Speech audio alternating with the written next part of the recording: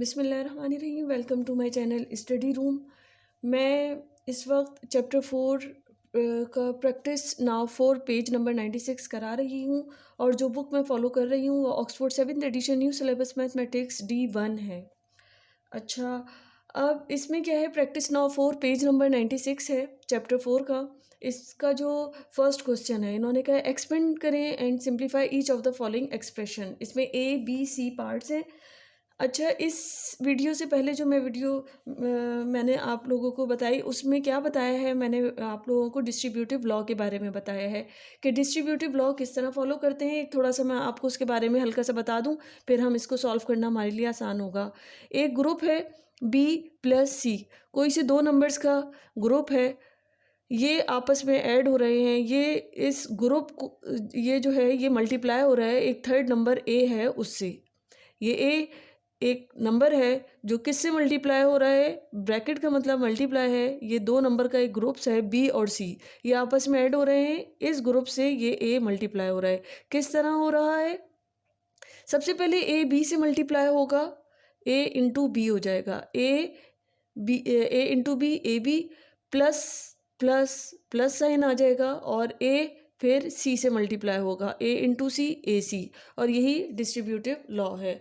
इसको देखते हुए अब हम क्वेश्चन को सॉल्व करेंगे। अब क्वेश्चन सॉल्व करने के लिए हम इधर देखेंगे, क्वेश्चन में हमारे क्या है, इधर भी डिस्ट्रीब्यूटिव लॉ अप्लाई हो रहा है और इधर भी डिस्ट्रीब्यूटिव लॉ अप्लाई हो रहा है। सबसे पहले ये 6 जो है इस वाले 4x टर्म से मल्टीप्लाई होगा और फिर यही 6 इस y से होगा। ये जो 2 है ये पहले x से होगा और फिर यही 2 इस y से होगा। देखते हैं किस तरह।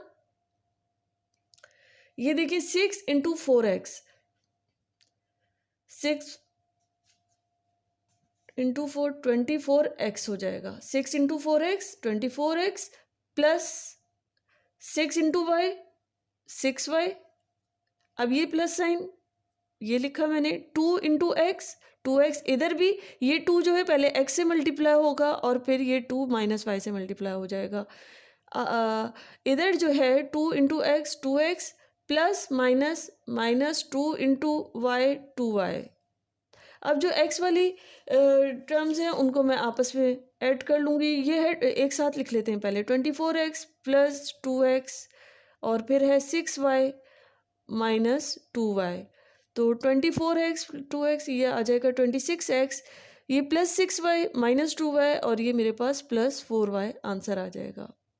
इधर हमने डिस्ट्रीब्यूटिव लॉ को अप्लाई किया है, ये 4x प्लस y था, ये x माइनस y था, x में से y माइनस हो रहा था, तो ये आप लोगों को समझ में आ गया होगा। 6 को 4 से मल्टीप्लाई किया था, फिर 6 को y से, इधर 2 को x से किया था और फिर 2 को y से मल्टीप्लाई किया था। फिर अब हम चलते हैं इसके पार्ट बी की तरफ।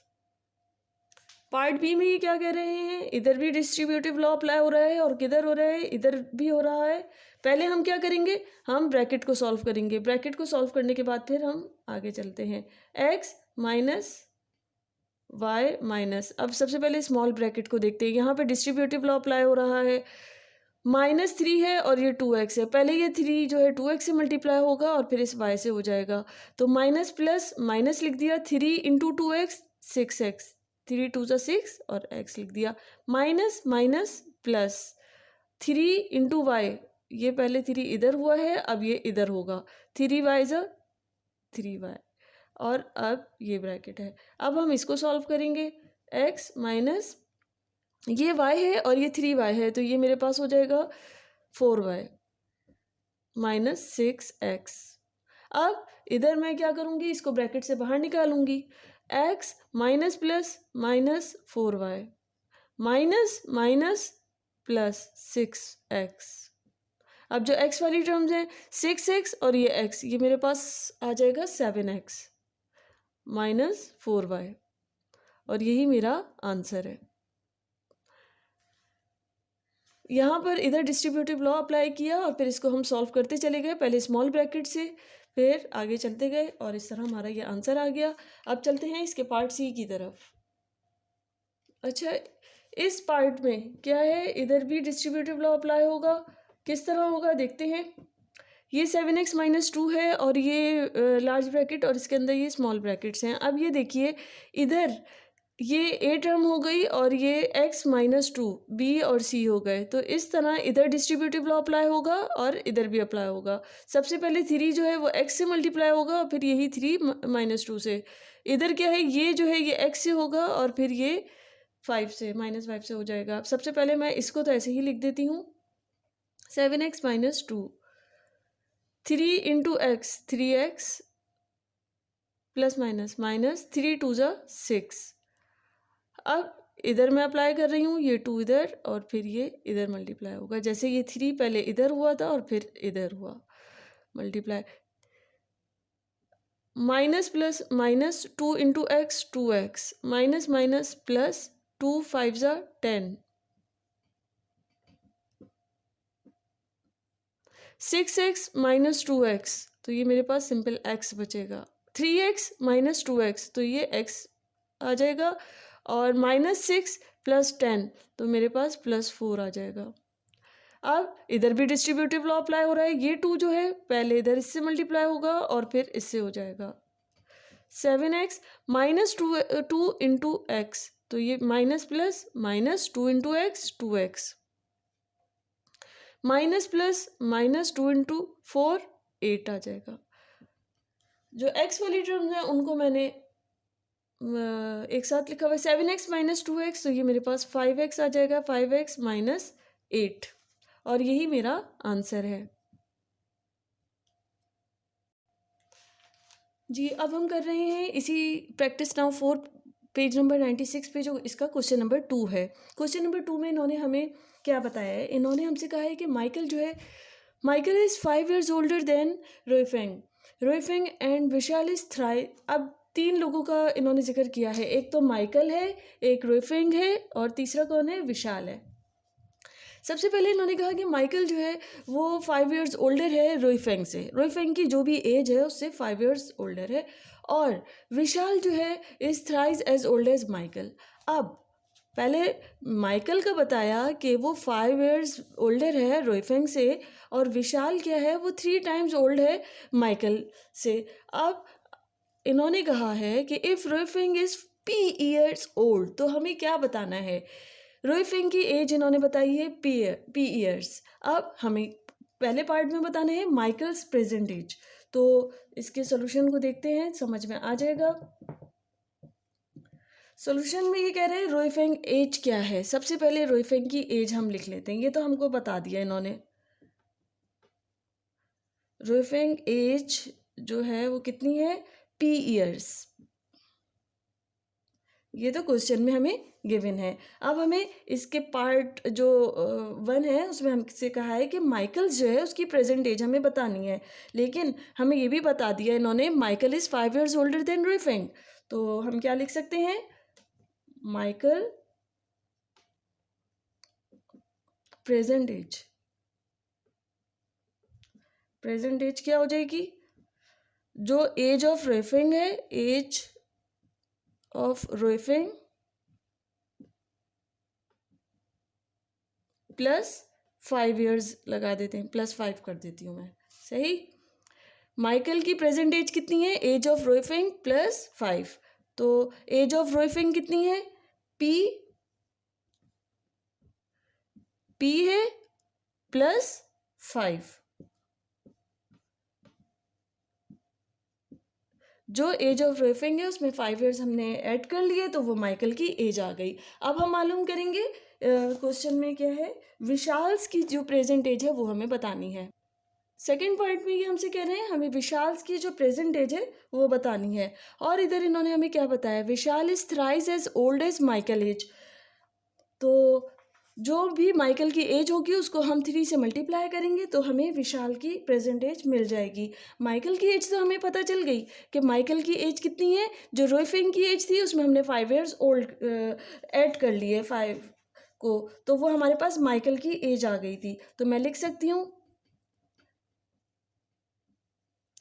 माइकल्स प्रेजेंट एज कितनी है, जो हमने फर्स्ट पार्ट में मालूम कर ली, p +5 ये माइकल्स की एज हो गई, और विशाल की प्रेजेंट एज कितनी हो जाएगी, thrice as old as Michael age. Vishal's present age 3 into, या ऐसे लिख लें आपके आसानी के लिए, मैं कह दूँ माइकल्स एज।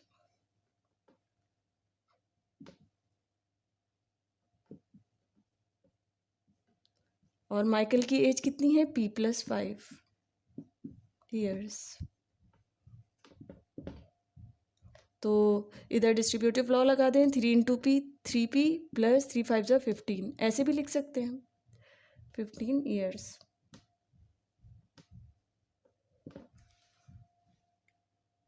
और यही इसका आंसर है। अब हम इसके पार्ट 3 की तरफ चलते हैं। अच्छा, इसके जो पार्ट 3 है उसमें इन्होंने कहा the sum of their ages in 6 years time, 6 साल के टाइम में इनकी जो एजेस हैं उसका सम बता दीजिए क्या है। तो रोई फेंग की एज मुझे पता है, रोई फेंग की एज क्या है जो मुझे गिवन थी, पी ईयर्स, सही, इसकी है पी। माइकल की एज कितनी है? माइकल की एज है P+5। और विशाल की कितनी निकाली है? विशाल की एज जो निकाली है वो थी 3 इंटू P+5। ये हमने अभी तक पार्ट 1 2 3 में हमने ये 1 और 2 में माइकल और विशाल की निकाली है, रोई फेंग तो गिवन है। तो अब इन्होंने हमसे सवाल क्या किया है? सवाल ये किया है कि सम बता दीजिए इनकी एजेस का। तो इनकी एजेस का सम क्या है? सबसे पहले मैं रोई फेंग की एज लिखती हूँ P+6 ईयर्स के टाइम में, तो मैंने 6 ईयर का 6 लगा दिया, ये रोई फेंग की एज का आ गया। प्लस माइकल की एज क्या होएगी? माइकल की एज P+5 प्लस 6 और लगा दिया, प्रेजेंट एज में 6 ईयर्स मैंने ऐड कर दिए हैं। प्लस विशाल की एज मुझे पता है 3 इंटू P+5 और +6 भी लगा दिए मैंने। इस तरह इसको हम सॉल्व कर लेंगे।